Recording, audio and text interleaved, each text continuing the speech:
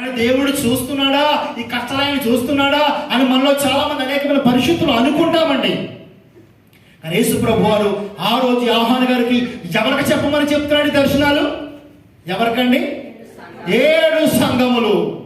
అంటే యేసుక్రీస్తు ప్రభు వారు ఒక యోహానుకే కాకుండా ఆ రోజు ఉన్న ఆ సంఘాలకి, ఈ రోజున్న మన సంఘాలకి యేసు ప్రభు ఏం చెప్తున్నాడు? ఇదిగో సంఘమా, భయపడకు, మీ మధ్యన ఎవరు లేరనుకున్నారేమో, ఇదిగో నేను మృతున్నైతే కానీ సజీవుడనే. వచ్చిన ఎక్కడ ఉందమ్మా? మనం పై చదువుకున్నాను. ఇదిగో నేను వచ్చిన చదువుకున్నా, నేను మొదటి వాడును, కడపటి వాడును, జీవించువాడును, మృతున్నైతేనే కానీ ఇదిగో యుగములు సజీవుడై ఉన్నాను.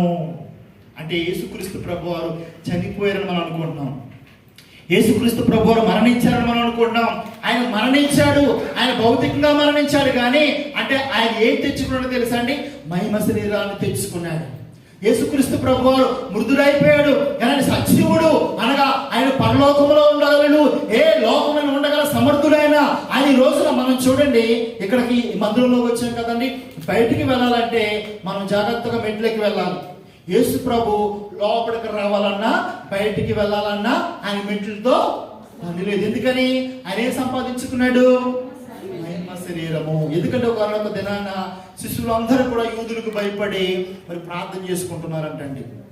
ప్రార్థన చేసుకుంటున్నప్పుడు యేసు ప్రభు ఎలా వచ్చారంట? యేసు తలుపులు వేసినట్టే ఉన్నాయి. మయంగా వచ్చి మీకు సమాధానము కలుగును గాక, హల్లెలూయా అంటే ఎలా వచ్చాడో తెలియదు ఆయన.